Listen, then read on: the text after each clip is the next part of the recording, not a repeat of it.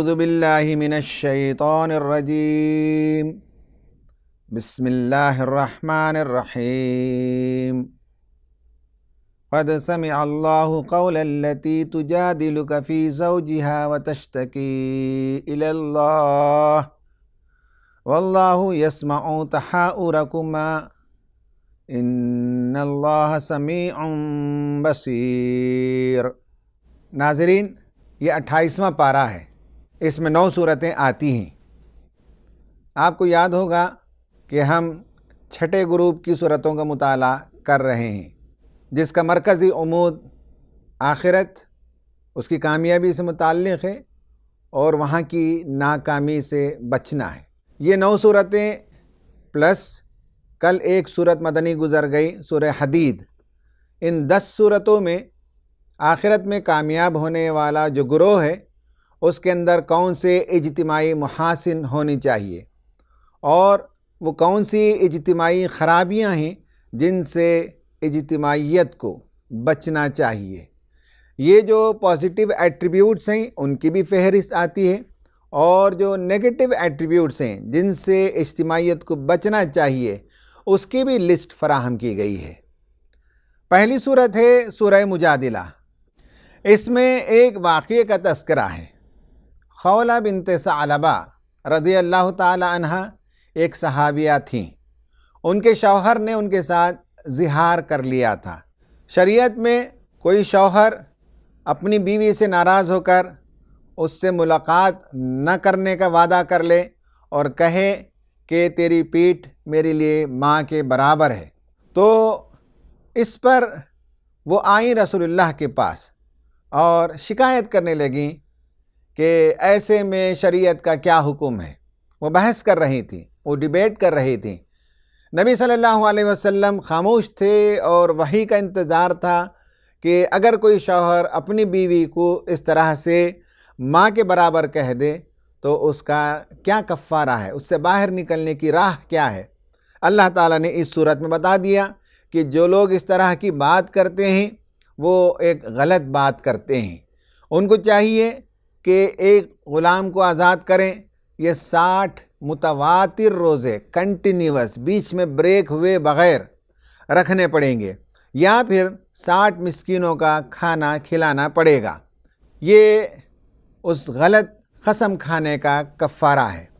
پھر اس کے بعد اس صورت کے اندر اجتماعی جو خرابی ہے جس سے بچنا چاہیے، ان میں سے ایک کو لیا گیا، وہ ہے سرگوشیاں۔ منافقین نبی صلی اللہ علیہ وسلم کی مجلس میں آتے تو گروپ جما کر بیٹھ جاتے اور خسر پھسر کرتے رہتے تھے، کانا پھوسی کرتے رہتے تھے، اور اسلام کے خلاف، نبی صلی اللہ علیہ وسلم کے خلاف، صحابہ کرام کے خلاف مذاق بنانا یا اشغلے چھوڑنا، اس کے لیے وہ سرگوشیاں کرتے رہتے تھے۔ اللہ تبارک و تعالیٰ نے فرمایا کہ جب بھی سرگوشیوں کے لیے یہ لوگ بیٹھتے ہیں، 3 بیٹھتے ہیں تو ساتھ میں اللہ تعالیٰ ہوتا ہے، 4 لوگ اگر یہ مل جل کر بیٹھتے ہیں تو ان کے ساتھ اللہ تعالیٰ ہوتا ہے۔ تو اللہ تعالیٰ ان کی سرگوشیوں کو سن رہا ہے۔ یہ گناہ اور زیادتی اور نافرمانی کی باتوں کے لیے سرگوشیاں کرتے ہیں۔ اگر خیر کی باتوں کے لیے ایک دوسرے کے ساتھ آہستہ سے مشورہ کرتے تو کوئی اور بات ہوتی۔ نبی صلی اللہ علیہ وسلم کے ساتھ بعض لوگ تنہائی میں ملنا چاہتے تھے۔ ان کے لیے کہا گیا کہ نبی صلی اللہ علیہ وسلم کا وقت لینا چاہتے ہو تو تمہیں صدقہ دینا پڑے گا، لیکن کچھ ہی دنوں کے بعد اللہ تعالیٰ نے یہ حکم منسوخ کر دیا، اس لیے کہ لوگوں پر یہ گراں گزر رہا تھا۔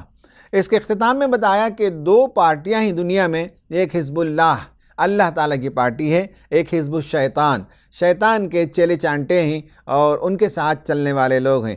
حزب اللہ کی کیا خصوصیات ہوتی ہیں اس صورت میں آگے کی صورتوں میں بتایا گیا، اور شیطان کے راستے پر اس کی پارٹی کے ساتھ چلنے والے لوگوں کی کیا خرابیاں ہوتی ہیں اس کا بھی تذکرہ آیا۔ اور اللہ تبارک و تعالیٰ نے آخر میں فرمایا کہ کتب اللہ لأغلبن انا ورسلی، میں نے لکھ دیا ہے کہ میں اور میرا رسول ہی غالب رہیں گے۔ یہ اپنی اوچھی حرکتوں سے رسول کے کلام کو اور مشن کو ڈاؤن نہیں کر سکتے۔ آخر میں فرمایا گیا کہ آداب مجلس میں سے گروپ بنا کر، جیسا کہ اس سے پہلے تذکرہ آیا، لوگ بیٹھ جاتے تھے، کہا کہ نہیں پھیل جاؤ، اور کہا کہ اذا قیل لکم تفسحوا فی المجالس فافسحوا، جب مجلس میں پھیل جانے کا حکم دیں تو پھیل کر بیٹھو۔ اس کے دو معنی ہو سکتے ہیں، ایک یہ ہے کہ قریب قریب بیٹھ کر سرگوشیاں کرنے کے بجائے بہتر ہے کہ لوگ پھیل جائیں۔ دوسرا معنی یہ ہے کہ اگر جگہ تنگ ہو مل جل کر بھی بیٹھیں تو ایک ایک گروپ کے لوگ نہ ساتھ میں رہیں بلکہ وہ پھیل جائیں۔ میں نے بعض دفعہ اجتماعات میں اپنے بزرگوں کو دیکھا اس طرح کرتے ہوئے کہ ایک علاقے سے آئے ہوئے لوگوں سے کہتے کہ مختلف گروپس میں تقسیم ہو جائیں، یا اسی طرح سے علمی صلاحیتوں کے اعتبار سے مختلف قسم کے لوگوں کا ایک گروپ بنا دیا جاتا تاکہ ایک دوسرے سے استفادہ کرنے کا موقع ملے، کہیں ایسا نہ ہو کہ ایک ہی گروپ اپنی دلچسپیوں کے اندر محو ہو جائے۔ یہ پہلی صورت تھی۔ اس کے بعد دوسری صورت ہے سورہ حشر۔ سورہ حشر کے اندر ایک واقعہ آیا ہے، وہ یہ ہے کہ مدینہ میں 3 یہودیوں کے قبیلے تھے، بنی قینقاع، بنو قریظہ اور بنو نذیر۔ بنو قینقاع کو سب سے پہلے شہر بدر کیا گیا ان کی شرارتوں اور ان کی کارستانیوں کی وجہ سے۔ اس کے بعد بنو قریظہ کا ذکر سورہ احزاب میں آ گیا کہ انہوں نے نبی صلی اللہ علیہ وسلم کے ساتھ ایگریمنٹ کرنے کے باوجود کہ شہر کا تحفظ کریں گے اور شہر کے ڈیفنس کے سسٹم میں وہ اپنا پارٹ پلے کریں گے، انہوں نے کفار و مشرکین کا ساتھ دیا اور اپنے باغ کے ذریعے سے اس راستے سے احزاب کو، الائٹ فورسز کو جو مدینے پر چڑھ کر آئے تھے ان کے لیے راستہ کھولنے کی انہوں نے تیاری کر دی تھی، تو آخرکار ان کو سزا دی گئی، ان کے مردوں کو قتل کر دیا گیا اور ان کے علاقے کو کیپچر کر لیا گیا۔ ایک تیسرا قبیلہ تھا بنو نذیر یہودیوں کا، یہ نبی صلی اللہ علیہ وسلم پر اٹیمپٹ ٹو مرڈر، اسیسینیٹ کرنے کی انہوں نے کوشش کی۔ کسی بہانے نبی صلی اللہ علیہ وسلم کو لے گئے اور ایک جھونپڑی کے اندر بٹھایا، ایسا کہ کوئی مسئلہ تھا اور اس کا حل چاہتے تھے، لیکن اصل میں وہ نہیں تھا۔ پیچھے سے انہوں نے ایک آدمی کو تیار کر رکھا تھا، چٹان تیار کر رکھی تھی، اس چٹان کو ڈھکیلنا چاہتے تھے کہ ایک لخت نبی صلی اللہ علیہ وسلم پر حملہ کر دیا جائے۔ حضرت جبرائیل علیہ السلام آئے اور نبی صلی اللہ علیہ وسلم سے کہا کہ فوراً یہاں سے اٹھو۔ جیسے ہی آپ اٹھے تو وہ چٹان آ کر گری، ان کا جرم رنگے ہاتھوں پکڑا گیا اور اس کے بعد ان سے کہہ دیا گیا کہ تمہیں یہ آرڈر دیا جاتا ہے کہ فی الفور اپنا قلعہ خالی کرو، مدینہ چھوڑو اور شہر بدر ہو جاؤ، کہیں دور چلے جاؤ۔ جب ان کے اندر نکلنے کی تیاری ہو رہی تھی تو عبداللہ بن ابی بن سلول جو منافقین کا سردار تھا، اس نے کہا کہ مت نکلو، ڈٹے رہو، میں تمہارے لیے مدد کروں گا اور اگر تم نکلو گے تو میں بھی تمہارے ساتھ نکلوں گا۔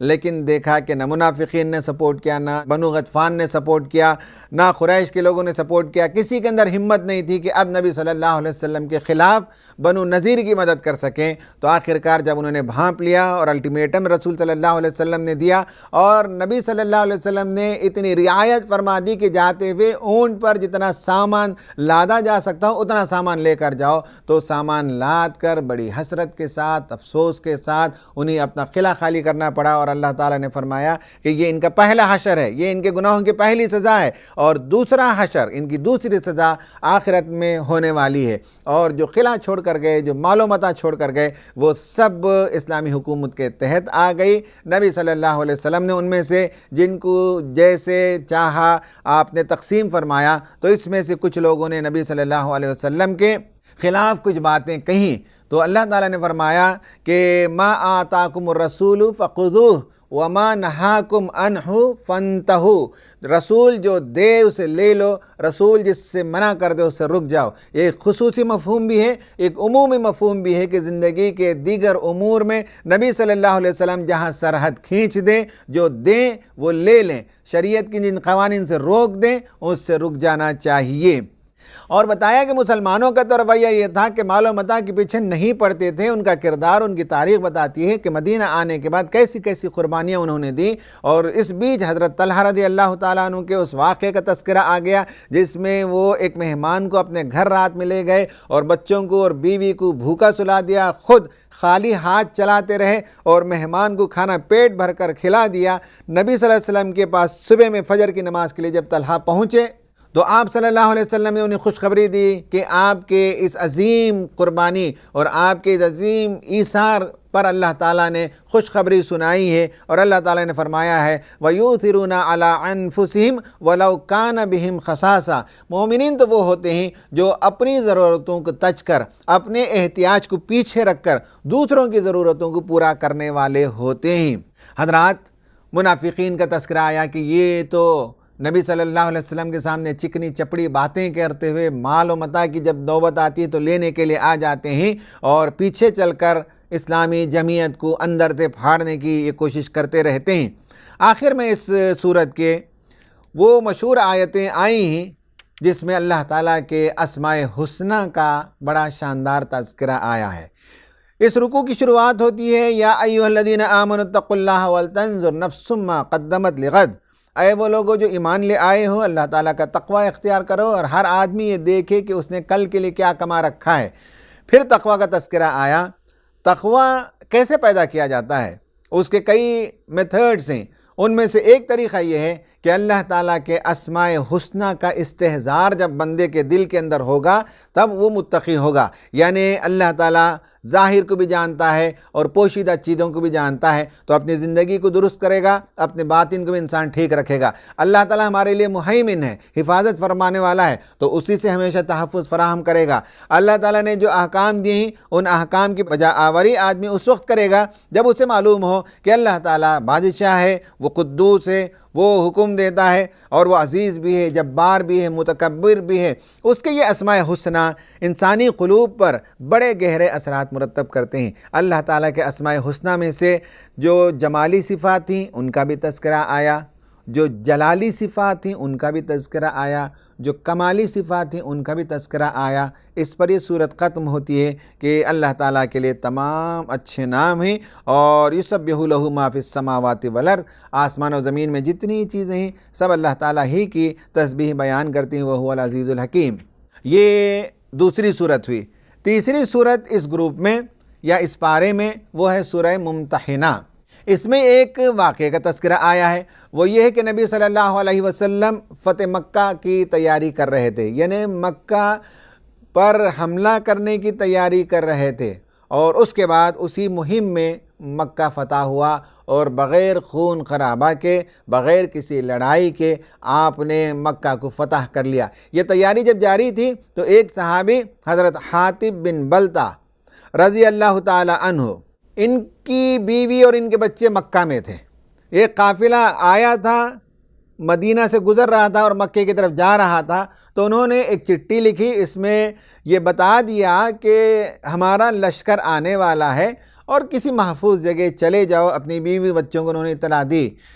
اللہ تعالیٰ نے نبی صلی اللہ علیہ وسلم کو بتا دیا کہ جس رازداری کے ساتھ آپ مہم کی تیاری فرما رہے ہیں ان میں سے ایک آدمی نے اس مہم کے بارے میں اطلاع مکے والوں کو دے دی ہے۔ تو نبی صلی اللہ علیہ وسلم فوراً حضرت علی رضی اللہ تعالیٰ نے اور ان کے ساتھ 2 صحابیوں کو بھیجا اور کہا کہ اس قافلے کو جاؤ اور پکڑو، ایک عورت ہے اس کے پاس ایک چٹھی ملے گی۔ حضرت علی گئے، اس برابر اس عورت کو پکڑا جس کے بارے میں نبی صلی اللہ علیہ وسلم نے اشارے کیے تھے کہ وہ ایسے اور ایسے ہوگی، اور اس سے کہا کہ وہ چٹھی دے دو۔ اس نے کہا کہ میرے پاس کوئی چٹھی نہیں ہے۔ حضرت علی رضی اللہ تعالیٰ عنہ نے دھمکی دی کہ سیدھے سیدھے دیتے ہو یا تمہاری تلاشی لینی پڑے گی۔ تو اس نے اپنی چوٹی سے نکال کر ایک چٹھی دی۔ اس چٹھی میں حضرت حاطب بن ابی بلتہ رضی اللہ تعالیٰ عنہ نے ایک چٹھی گھر والوں کو ایک خط لکھا تھا۔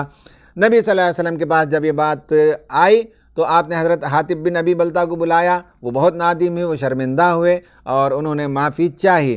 اس کا واقعہ آیا اور بتایا کہ مسلمانوں کو ہمیشہ یہ یاد رکھنا چاہیے کہ دشمنوں کو کبھی اپنا دوست نہ بنائیں، کبھی اندر کی باتیں، کبھی اپنے راز کی باتیں دوسروں پر منکشف نہ کریں، دوسروں کے سامنے نہ کھولیں۔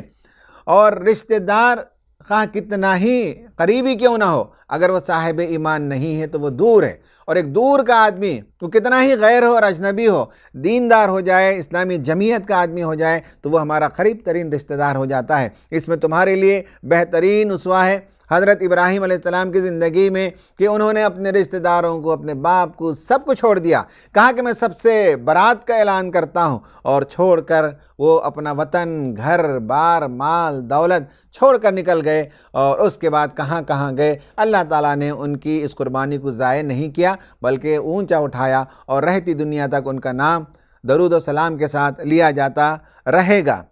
اس صورت میں یہ کہا گیا کہ عورتیں اگر مکے سے مدینہ آتی ہیں تو ان کا امتحان لے لیا کرو، وہ مسلمان بن کر آئیں تو ان کا امتحان لے لیا کرو، ٹیسٹ کر لو، اور اس کے بعد انہیں اسلامی جمعیت کے اندر یا مدینے کی سوسائٹی کے اندر شامل کرنا چاہیے۔ سوال یہ پیدا ہوتا ہے کہ صرف عورتوں کا کیوں تذکرہ ہوا؟ اگر مرد آئے مکے سے اور کہے کہ میں ایمان لے آیا تو اس کے سلسلے میں یہ سختی کیوں نہیں ہے؟ اس میں بتایا نبی صلی اللہ علیہ وسلم کیونکہ ان کا ٹیسٹ کر لو، پہلے کوشچن کر کے انٹروگیشن کر کے معلوم کر لو کہ ان کا ایمان صحیح ہے اور پکا ہے، اور اس کے بعد ان سے بیعت لو۔ یہ بیعت لو ان عورتوں سے جو ہجرت کر کے آئیں کہ ہم زنا نہیں کریں گے، ہم چوری نہیں کریں گے، اور شرک کے افعال نہیں کریں گے، اولاد کے قتل کا ارتکاب نہیں کریں گے، بہتان نہیں باندھیں گے کسی پر، رسول کی نافرمانی نہیں کریں گے۔ سوال یہ پیدا ہوتا ہے کہ صرف عورتوں سے کیوں؟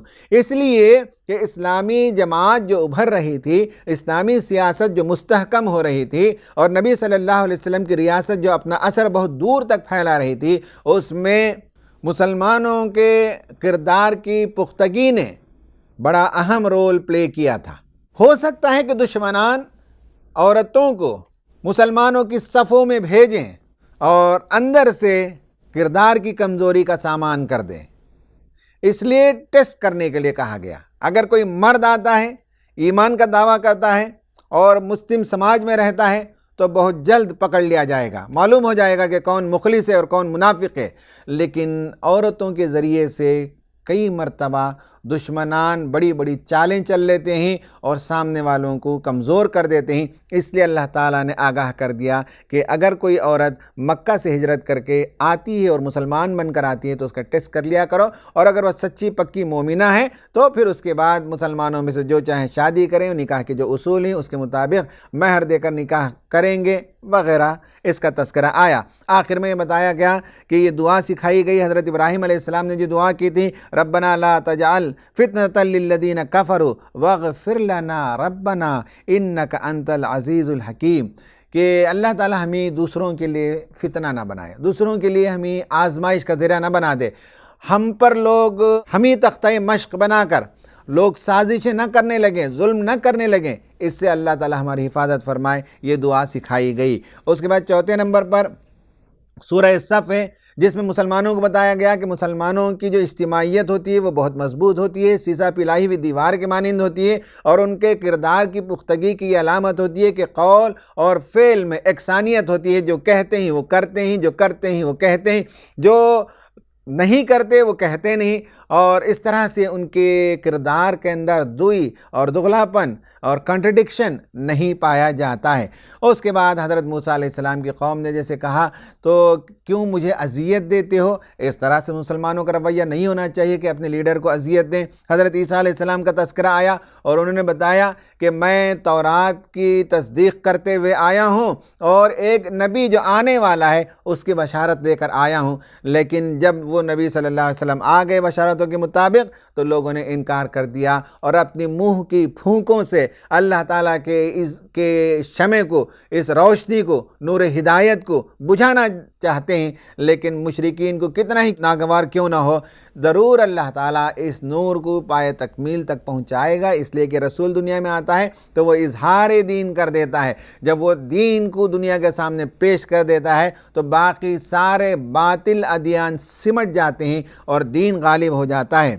اس کے بعد مسلمانوں کو نصرت دین پر ابھارا اور بتایا کہ مسلمانوں کا ایک بڑا کام یہ ہے کہ اللہ تعالیٰ کے دین کی نصرت کریں۔ یا ایھا الذین آمنوا کونوا انصار اللہ کما قال عیسی ابن مریم للحواریین من انصاری الی اللہ۔ حضرت عیسیٰ علیہ السلام نے لوگوں سے کہا جو مچھلیاں پکڑتے تھے کہ آؤ میں تمہیں انسانوں کو پکڑنا سکھاتا ہوں۔ جو لوگ ندی کے کنارے دھوبی کپڑوں کو دھوتے تھے ان سے کہا کہ آؤ میں بتاتا ہوں کہ لوگوں کے دلوں کو کیسے پاک صاف کیا جاتا ہے۔ جو لوگ حضرت عیسیٰ علیہ السلام کی دعوت کا ساتھ دی ان کو حواری کہا جاتا ہے۔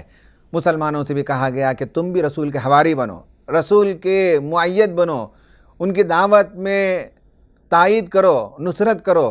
جب تم کرو گے تو اللہ تعالیٰ تمہاری نصرت کرے گا۔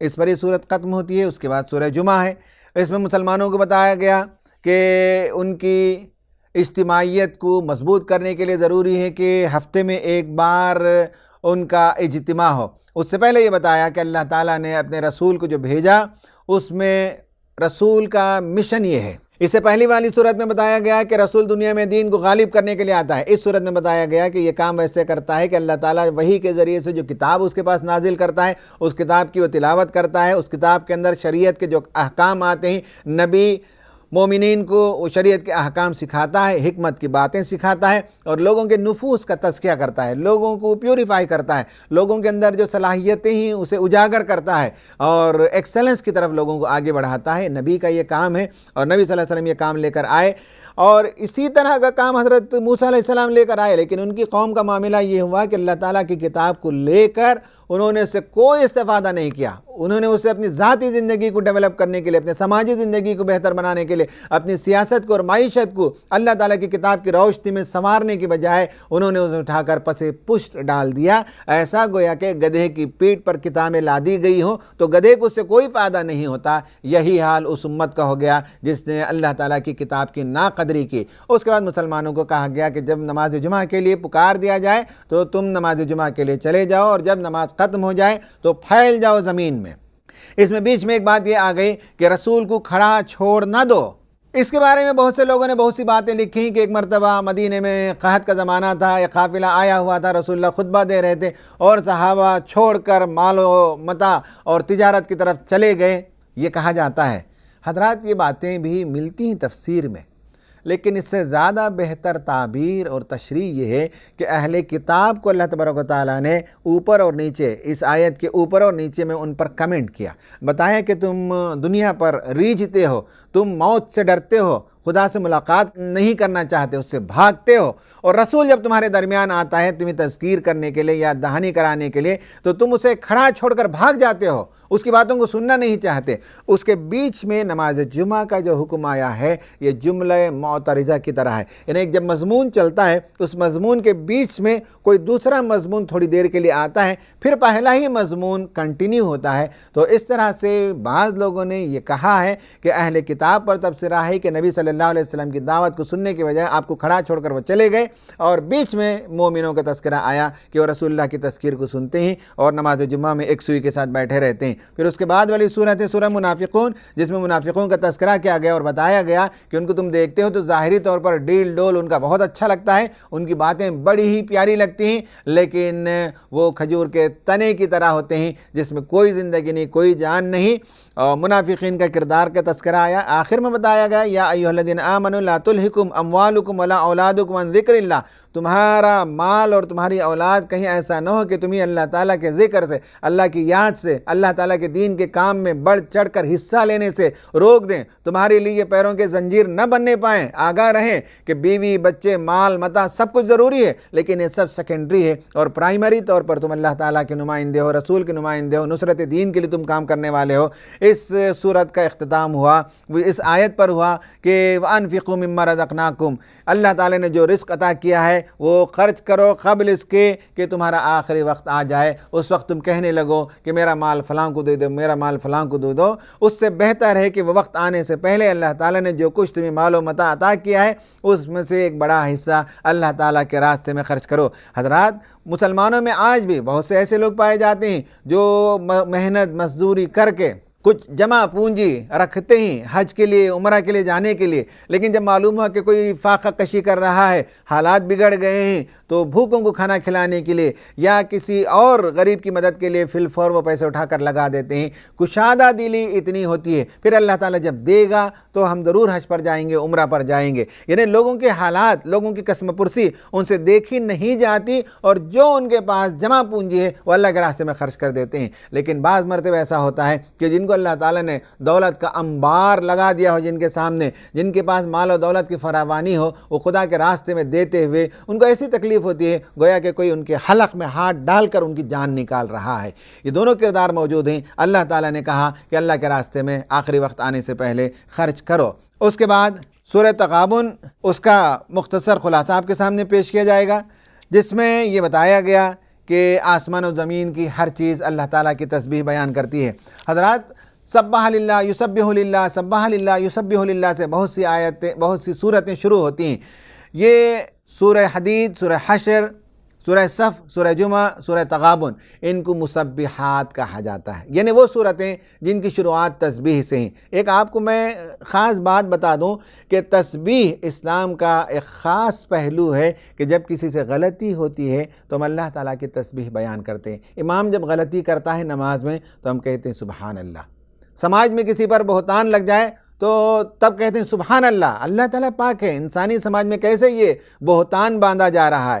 سبحان اللہ تسبیح کا کلمہ جہاں اللہ تعالیٰ کو گلوریفائی کیا جاتا ہے، وہیں انسانی سماج کی خرابیوں کے وقت بھی اللہ تعالیٰ کو یاد کیا جاتا ہے کہ وہی ایک ذات ہے جو پاک ہے۔ انسانی سماج کے اندر خرابیاں آتی ہیں، اسے پاک ہونا چاہیے۔ تو ان صورتوں کے اندر اگر آپ غور سے دیکھیں گے تو میں نے جیسے بتایا کہ کچھ صفات ہیں جو مسلمانوں کے اندر پیدا ہونی چاہیے اور کچھ صفات ہیں جس سے ہمارے سماج کو خالی ہونا چاہیے۔ وہ اگر میں آپ کو گن کر بتاؤں تو تسبیحات، مسبحات کی حقیقت سمجھ میں آتی ہے۔ حزب اللہ جو اللہ تعالیٰ کی پارٹی ہے، ان کے جو صفات اللہ تعالیٰ نے بیان فرمائے، نمبر ایک یہ ہے کہ علمی بلندی ہوتی ہے، جیسے کہ عورت نے اللہ کے رسول صلی اللہ علیہ وسلم کے ساتھ آ کر سوال و جواب کے بحث کی۔ نمبر دو، مسلمان ایثار و قربانی سے کام لیتے ہیں اور وہ دوسروں سے، مومنوں سے، ایمان لانے والوں سے محبت کرتے ہیں، ان کے لیے دعا کرتے ہیں۔ نمبر تین، ان کے دلوں کے اندر تقوی ہوتا ہے۔ نمبر چار، وہ رسول سے عہد کرتے ہیں، بیعت کرتے ہیں کہ کبائر سے وہ اجتناب کریں گے۔ نمبر پانچ، وہ بنیان مرصوص ہوتے ہیں، سیسا پلائی ہوئی دیوار کے مانند ایک دوسرے کی مدد ہوتی ہے، ایک دوسرے سے جیسے اینٹیں آپس میں جوڑ دی جاتی ہیں تو دیوار مضبوط ہوتی ہے۔ مسلم سوسائٹی بھی بہت اسٹرینتھنڈ ہوتی ہے ایمان کی وجہ سے۔